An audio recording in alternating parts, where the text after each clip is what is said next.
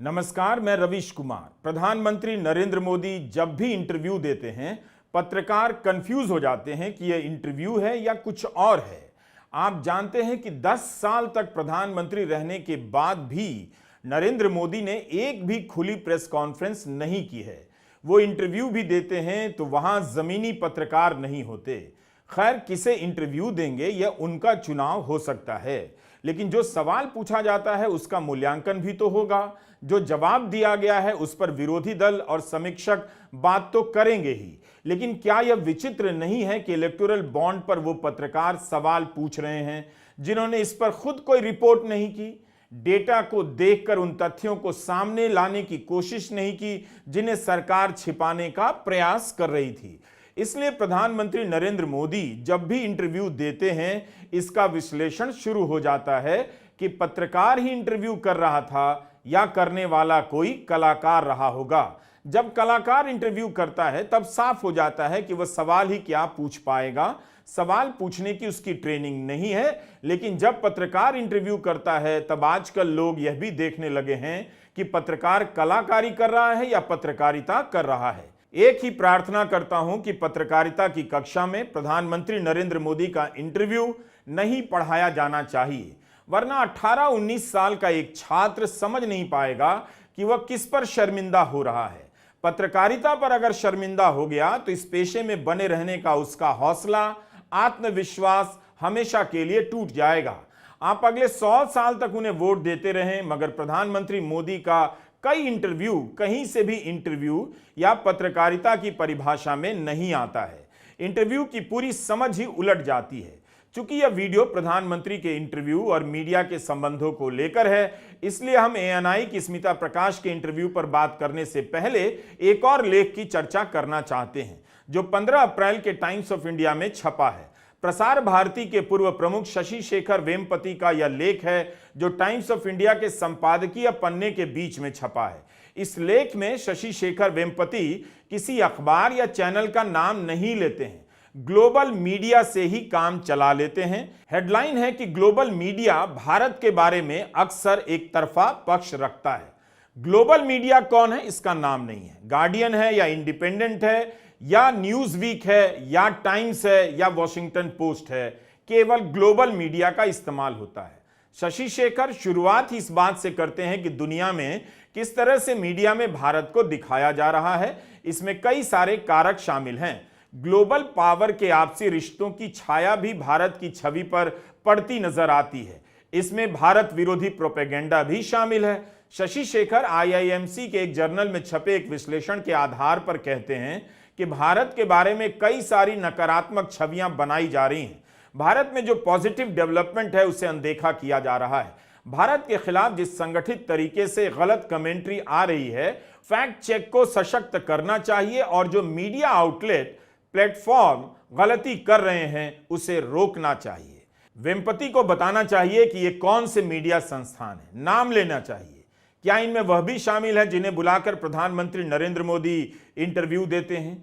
कम लोगों का ध्यान गया कि सबसे बड़े सरकारी नेटवर्क का पूर्व प्रमुख चुनाव आयोग से कह रहा है कि भारत के खिलाफ प्रोपेगेंडा करने वालों पर चुनाव आयोग को एक्शन लेना चाहिए। यही नहीं, आज ही ट्विटर पर चर्चा चल रही थी कि आयरलैंड के अखबार में भारत को लेकर संपादकीय छपा है जिसके बारे में वहां के राजदूत अखिलेश मिश्रा ने लंबा चौड़ा पत्र जारी कर दिया है। हम इन पहलुओं पर इस वीडियो में आगे बात करते रहेंगे। आप इस वीडियो को पूरा देखिए। पहले एएनआई को दिए इंटरव्यू की बात करते हैं।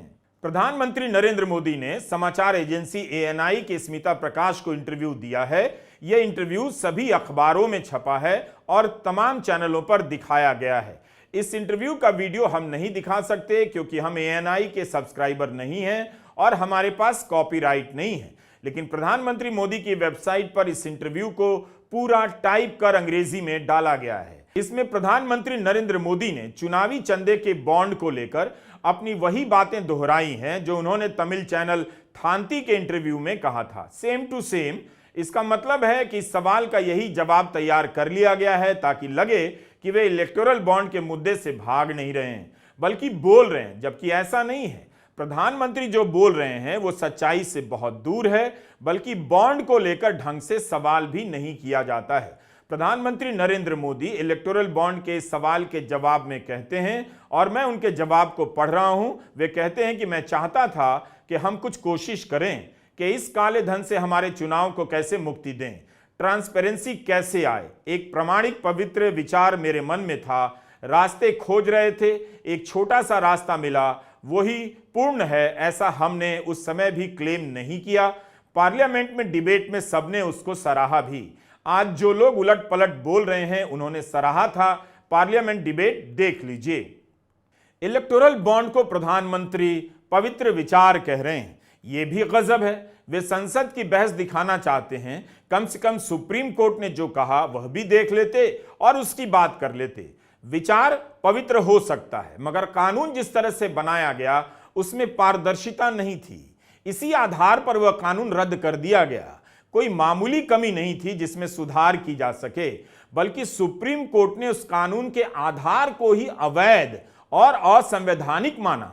इंटरव्यू में प्रधानमंत्री मोदी आगे कहते हैं, और मैं पढ़ रहा हूं, कि अब देखिए, इलेक्टोरल बॉन्ड अगर ना होते तो किस व्यवस्था में ताकत है वो ढूंढ के निकाल दे कि पैसा कहां से आया कहां गया। यह तो इलेक्टोरल बॉन्ड की सक्सेस स्टोरी है। इलेक्टोरल बॉन्ड थे तो आपको ट्रेल मिल रहा है मनी का, कि किस कंपनी ने दिया, कैसे दिया, कहां दिया।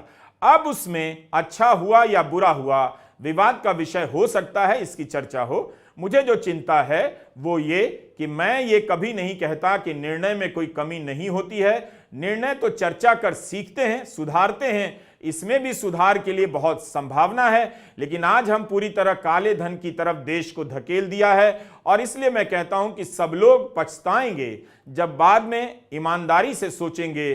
सब लोग पछताएंगे। इलेक्टोरल बॉन्ड को लाने से पहले प्रधानमंत्री ने किससे चर्चा की थी? चुनाव आयोग से कितनी चर्चा की थी? रिजर्व बैंक ऑफ इंडिया से कितनी चर्चा की थी?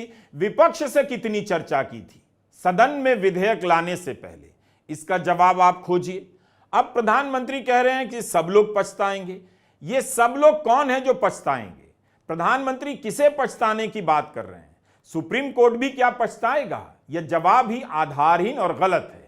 आप जानते हैं कि सुप्रीम कोर्ट ने इलेक्टोरल बॉन्ड को फ्रॉड कहा है, अवैध कहा है, असंवैधानिक कहा है। इसे याद कर लीजिए। कोर्ट ने विरोध नहीं किया है, बल्कि सभी पक्षों को ध्यान से सुनते हुए ही कहा कि इस बॉन्ड को तुरंत रद्द कर देना चाहिए। इसके लिए जो भी संवैधानिक संशोधन किया गया उसे भी रद्द किया जाता है। प्रधानमंत्री कह रहे हैं कि इलेक्टोरल बॉन्ड के कारण ही आप जान पाते हैं कि किसने किसे पैसा दिया। यह तो अपने आप में गलत भी है और झूठ भी है। सुप्रीम कोर्ट में सरकार का पक्ष ही यही था कि नागरिक को हर चीज जानने का अधिकार नहीं है। आप जो भी जानते हैं वो सुप्रीम कोर्ट के आदेश के बाद जानते हैं। बॉन्ड तो इसलिए प्रधानमंत्री लेकर आए थे कि आपको पता ही ना चले कि कौन सी कंपनी किसे चंदा दे रही है। कई मीडिया रिपोर्ट में अब यह बात आई है कि जब किसी कंपनी के यहां छापा पड़ा या उसे कॉन्ट्रैक्ट मिला या उसके हिसाब से सरकार ने नीति बदल दी, उसने बीजेपी को कई सौ करोड़ का चंदा दिया। राहुल गांधी केरला के कोझिकोड में रोड शो कर रहे थे। वहां उन्होंने अंग्रेजी में इस इंटरव्यू की आलोचना की और बॉन्ड का मतलब समझाया गया। राहुल की अंग्रेजी का मलयालम में अनुवाद किया जा रहा था। I don't know if you saw his interview with ANI yesterday. I don't know if you saw his face and his eyes. He was trying to defend the biggest corruption scandal on the planet.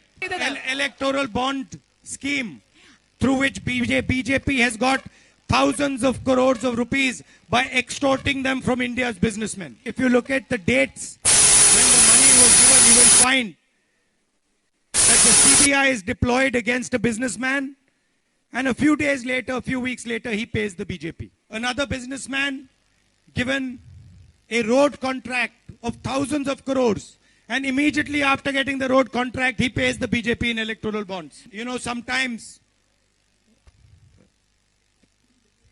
in small towns, in the streets, there are people who extort money. In the street, it's called extortion. അതിനെയാണ് നമ്മൾ പറയുന്നത് extortion. അതായത് പൈസ പിടിച്ചു പറിക്കുക, കൊള്ളയടിക്കുക എന്ന് നമ്മൾ പറയും. How do you say extortion? Extortion? No, in Malayali, how do you say it? കൊള്ളയടിക്കൽ. കൊള്ളയടിക്കൽ. Huh? കൊള്ളയടിക്കൽ. കൊള്ളയടിക്കൽ. കൊള്ളയടിക്കൽ. In Malayalam you say kodai elekkal. കൊള്ളയടിക്കൽ. Modi calls it electoral bonds. മലയാളത്തില് നമ്മൾ കൊള്ളയടിക്കൽ എന്ന് പറയുന്ന കാര്യത്തിനെയാണ് നരേന്ദ്രമോദി ഇലക്ട്രൽ ബോണ്ട് എന്ന് പറയുന്നത്. What the common thief is doing on the street, the Prime Minister is doing at an international level.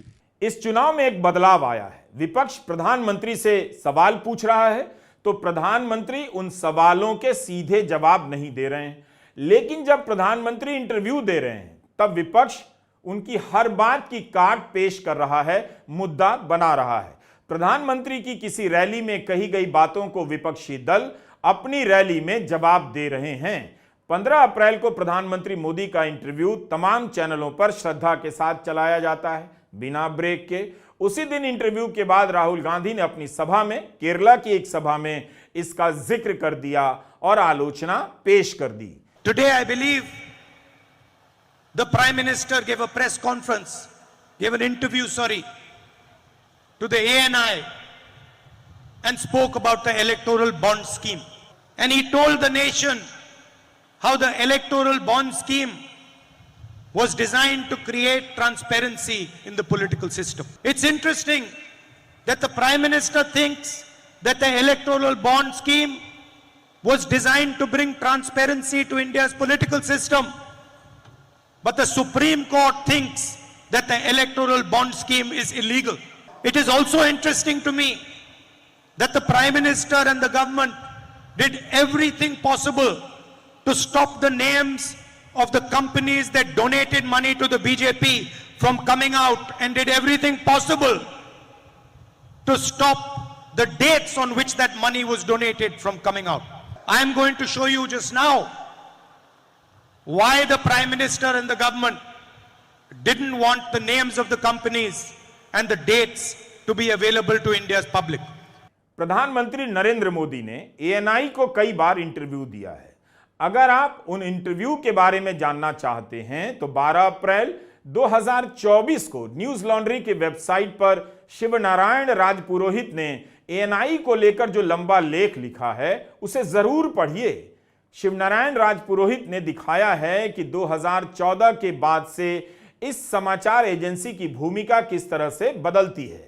Modi के भारत में सरकार के हर काम तक एएनआई की पहुंच अद्वितीय है। यह एकमात्र निजी मीडिया हाउस था जिसे जनवरी में राम मंदिर की प्रतिष्ठा के दौरान उसके गर्भगृह में प्रवेश की अनुमति दी गई।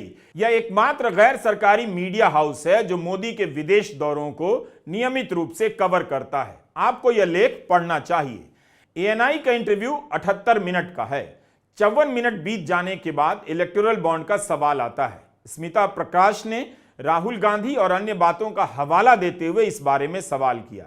आप जानते हैं कि राहुल गांधी जो भी बोल रहे हैं इस विषय पर, उसमें उन पत्रकारों का काम, उनकी मेहनत शामिल है जिन्होंने इलेक्टोरल बॉन्ड की रिपोर्टिंग की है, और इनमें से कोई भी पत्रकार मेन स्ट्रीम मीडिया का नहीं है, और यह रिपोर्ट गोदी मीडिया के किसी चैनल या अखबार ने नहीं की। या आप यह भी कह सकते हैं कि राहुल गांधी इलेक्टोरल बॉन्ड पर जो भी बोलते हैं उसमें इन पत्रकारों की रिपोर्ट का योगदान है, जैसे reporters collective, article 14, news laundry, news minute, the wire, scroll, Indian express, Quint और पूनम अग्रवाल, नितिन सेठी जैसे पत्रकार। हमने इस विषय को जनता के बीच लाने वाले कई बार पत्रकारों के नाम बताए हैं और उनकी तस्वीरें अपने वीडियो में दिखाई है।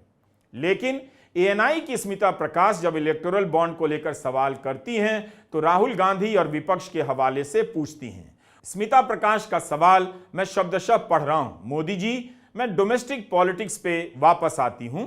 एक सवाल है इलेक्टोरल बॉन्ड्स के बारे में। राहुल गांधी जो हैं वो हर भाषण में कहते हैं और विपक्ष के नेता भी कहते हैं कि इसमें धांधली हुई है। आपकी पार्टी के लोग भी कहते हैं कि अगर गलती है, अगर इसमें कोई गुंजाइश है सुधार की तो वो कर सकते हैं। क्या यह गलत फैसला था इलेक्टोरल बॉन्ड्स का? विपक्ष तुरंत ही इस इंटरव्यू के बाद आक्रामक हो गया। तृणमूल कांग्रेस के सांसद डेरेक ओब्रायन ने लंबे चौड़े तथ्यों के साथ ट्वीट किया और बताया कि कैसे प्रधानमंत्री का जवाब इलेक्टोरल बॉन्ड के मुद्दे पर सही नहीं है, गलत है। उन्होंने प्रधानमंत्री के जवाब को लेकर अपनी तरफ से कई तथ्यों को रखा। क्या किसी मीडिया ने या अखबार ने डेरेक ओब्रायन के फैक्ट चेक को छापा होगा? शायद नहीं। कांग्रेस प्रवक्ता सुप्रिया श्रीनेत ने भी तुरंत अपना वीडियो बयान जारी कर दिया। प्रधानमंत्री जी बिना पलक झपकाए आप इलेक्टोरल बॉन्ड पे बात कर रहे हैं।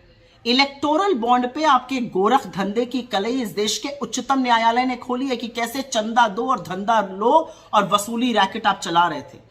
क्रमवार तरीके से नाम और डेट के साथ यह स्पष्ट हो चुका है कि जब आपको कोई चंदा देता था तो उसको बड़े बड़े कॉन्ट्रैक्ट मिलते थे, आप कट ले रहे थे। यह भी साफ हो चुका है कि अपनी सीबीआई, ईडी, इनकम टैक्स से आप उस हर जगह छापा डालवाते थे जहां पर बाद में या तो कार्रवाई स्थगित हो जाती थी, कोई अप्रूवर बन जाता था। तो ये वसूली रैकेट, ये एक्सटॉर्शन रैकेट आप चला रहे थे। इस पर से पर्दा हट चुका है, इसका पर्दा फाश हो चुका है। लोग आपके भ्रष्टाचार की वॉशिंग मशीन से वाकिफ है। तो प्लीज इस तरह की बातें मत करिए। आपके इन जुमलों में 2014 में लोग आ जाते, अब थोड़ी कोई काले धन की आपकी बात मानेगा। काला धन, काला धन, अरे काला धन तो आप लाने वाले थे, 15 लाख बैंक अकाउंट में डालने वाले थे। कहां डाले आपने वो सब पैसे? अगले इंटरव्यू में मणिपुर पर बात जरूर करिएगा, नौकरियों पर बात जरूर करिएगा, महंगाई पर अपना मुंह जरूर खोलिएगा। अन्यथा इंटरव्यू देने का क्या फायदा? इलेक्शन रैली में तो बड़ी बड़ी फेंकते ही हैं आप। एएनआई से पहले प्रधानमंत्री मोदी ने न्यूज वीक को इंटरव्यू दिया। इस इंटरव्यू में न्यूज वीक की तरफ से 3 लोग शामिल हुए, 2 संपादक स्तर के पत्रकार और एक सीईओ। इंटरव्यू के बाद न्यूज वीक एक डिस्क्लेमर भी लगाता है ताकि बाद में कोई विवाद ना हो और पाठक को कोई कंफ्यूजन ना हो। अपनी तरफ से साफ साफ लिख देता है कि न्यूज वीक ने प्रधानमंत्री मोदी को लिखित सवाल भेजा और उसके बाद 90 मिनट तक अपने आधिकारिक आवास पर न्यूज वीक की टीम से बातचीत हुई, लेकिन इसे इंटरव्यू के शक्ल में नहीं छापा गया। मतलब पता नहीं चलता है कि किसने कौन सा सवाल पूछा और उस सवाल के संदर्भ में क्या जवाब मिला। यह भी पता नहीं चलता कि किसी ने कोई सवाल पूछा भी या नहीं। प्रधानमंत्री मोदी का जो भी जवाब है उसे लंबे लंबे खंड के रूप में छापा गया है। हर खंड के ऊपर अलग अलग हेडिंग दी गई है, जैसे आने वाले चुनाव के ऊपर, बस संक्षिप्त हेडिंग। अब आप बताइए ये क्या सवाल हुआ? यह सवाल है या नहीं, इस पर भी बात कीजिए। दूसरी हेडिंग है लोकतंत्र और आजाद प्रेस के बारे में। पता ही नहीं चलता कि सवाल में कोई उदाहरण दिया गया या नहीं। इसके बाद जब प्रधानमंत्री जवाब देते हैं तब 1200 साल पहले के तमिलनाडु में चले जाते हैं। इस इंटरव्यू को लेकर भी खूब आलोचना हुई। फाइनेंशियल टाइम्स के संपादक ने और गार्डियन की पत्रकार ने लिखा कि यह मोदी का प्रेस रिलीज है, इंटरव्यू नहीं। यह भी कहा कि यह स्टेनोग्राफी है और अगर किसी नेता को इंटरव्यू करने की शर्त यह है कि उसे चुनौती नहीं दी जाए, काउंटर सवाल नहीं पूछा जाए, तो पत्रकार को ऐसी शर्त नहीं माननी चाहिए। क्या वाकई ऐसा इंटरव्यू होता है कि आप सवाल के बाद काउंटर सवाल ना पूछें और अपने इंटरव्यू में जो सवाल पूछा गया है सवाल के बारे में ना लिखें? इस तरह के इंटरव्यू पर कोई भी सवाल कर सकता है, तो क्या यह भारत विरोधी प्रोपेगेंडा है? ठीक इसी तरह का इंटरव्यू प्रधानमंत्री ने पिछले साल जून में वॉल स्ट्रीट जर्नल को दिया। उसमें भी 3 पत्रकार गए। जब इंटरव्यू छपा तो कोई सवाल ही नहीं मिला। पता ही नहीं चला कि किस पत्रकार ने कौन सा सवाल पूछा था। वॉल स्ट्रीट जर्नल ने भी न्यूज वीक की तरह शुरू में ही एक टिप्पणी की, इशारे में ही समझा दिया। इसे देखकर कोई भी शर्मिंदा हो सकता है। लिखा था कि प्रधानमंत्री मोदी भाषण तो बहुत देते हैं, लेकिन प्रेस कॉन्फ्रेंस और इंटरव्यू कम देते हैं। उन्होंने हमसे बात की है। आप इस इंटरव्यू को देखिए, इसके स्वरूप को देखिए, लगेगा कि किसी ने टाइप करके दे दिया है। किसी सवाल का पता नहीं चलता, जवाब से ही पता नहीं चलता कि अखबार का कौन सा सवाल है। अगर यह इंटरव्यू है तो फिर यह क्यों लिखा है कि Modi said in a statement, यानी मोदी ने अपने बयान में कहा है कि भारत में बहुलतावाद का जश्न मनाया जाता है। अब कोई पाठक तय नहीं कर पाएगा कि यह बयान इंटरव्यू का हिस्सा था या बाहर के किसी बयान को इस लेख में जोड़ दिया गया। जाहिर है जब यह सब होगा तो लोग सवाल करेंगे। न्यूयॉर्क टाइम्स की अपनी कई समस्याएं हैं, उसे भी बताना जरूरी है। गजा की रिपोर्टिंग को लेकर इस अखबार ने कई ऐसे काम किए हैं जिसे लेकर गंभीर सवाल उठे हैं और इसकी आलोचना हुई है। यह इसलिए बता रहा हूं कि इन अखबारों के बारे में बात करते हुए इनके रिकॉर्ड को भी ध्यान में रखना चाहिए। न्यूयॉर्क टाइम्स का जिक्र इसलिए किया क्योंकि भारत में इसकी प्रतिनिधि रह चुकी एमिली स्मॉल ने फरवरी महीने में हुए एक सेमिनार में कह दिया कि भारत में कैसे सरकार पत्रकारों का दमन कर रही है। एमिली ने कहा कि भारत में पत्रकारिता खतरे में है। उन्होंने एक किस्सा बताया कि जब भारत में थी तो उन्हें सरकार ने चाय पर बुलाया, वहां पर कई मंत्री थे। उस दौरान कभी कोई मंत्री तो कभी कोई मंत्री उन्हें टारगेट करने लगा, ताने कसने लगा। एक के बाद एक मंत्री ने उनके साथ ऐसा किया। एक और मौके पर एक मंत्री ने वहां मौजूद संवाददाताओं की रिपोर्टिंग का प्रिंट आउट निकाला और उनकी हेडलाइन को निकालकर पढ़ने लगे, तंज कसने लगे। एमिली स्मॉल ने भारत में काफी अरसे से रिपोर्टिंग की है। उनकी रिपोर्टिंग काफी शानदार मानी जाती है। उन्होंने भारत के कई हिस्सों से रिपोर्टिंग की है। ऐसे पत्रकार जब अपना अनुभव सुनाते हैं तो हवा में नहीं कहते होंगे, ऐसा हुआ होगा तभी तो वे कह रही हैं। ऐसा होना निश्चित रूप से दुखद और शर्मनाक है।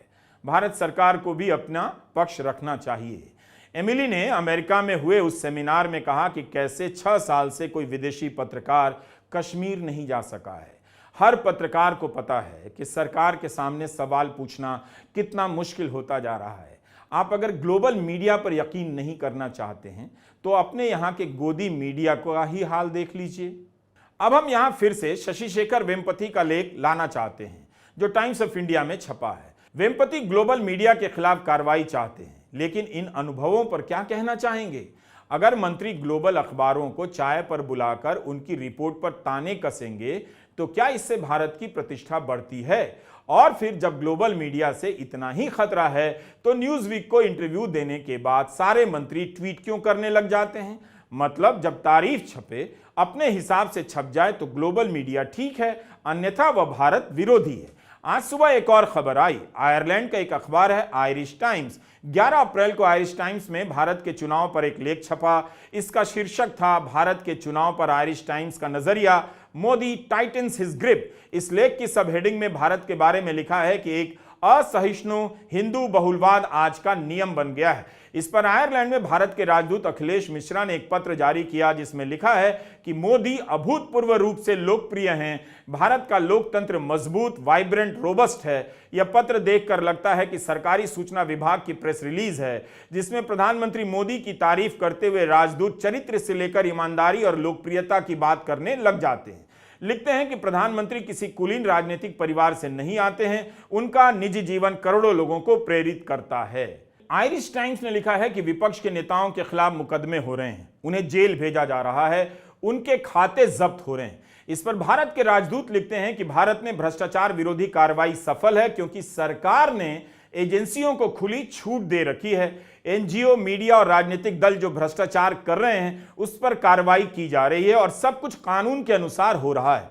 इसी पर कांग्रेस के महासचिव जयराम रमेश ने लिखा कि आप एक सरकार का बचाव कर सकते हैं मगर एक राजदूत की तरफ से विपक्ष पर इस तरह का हमला उचित नहीं है। इसी तरह कोरोना के समय जब ऑस्ट्रेलिया के अखबार में खबर छपी यहां की कुव्यवस्थाओं पर, तब उस समय वहां मौजूद भारत के राजदूत ने पत्र लिख दिया और कहा कि आपकी रिपोर्ट आधारहीन है, हमारा भी पक्ष छापिए। प्रधानमंत्री मोदी का इंटरव्यू हो या उनके बारे में कोई लेख हो, सरकार कितना सतर्क रहती है। शायद भारत का मीडिया इसकी कीमत जानता है, इसीलिए वह इंटरव्यू करने जाता है तो सवाल पूछने की नहीं बल्कि नहीं पूछने की तैयारी करके जाता है। आज की पत्रकारिता में पत्रकारिता नहीं की जाए इसकी ट्रेनिंग दी जाती होगी, लेकिन दर्शक और पाठक फिर क्यों देख रहा है और पढ़ रहा है? उसे भी चैनल नहीं देखने और अखबार नहीं पढ़ने की ट्रेनिंग दी जानी चाहिए। जैसे गोदी मीडिया के पत्रकार खुद को पत्रकारिता नहीं करने में दक्ष कर चुके हैं। नमस्कार, मैं रवीश कुमार।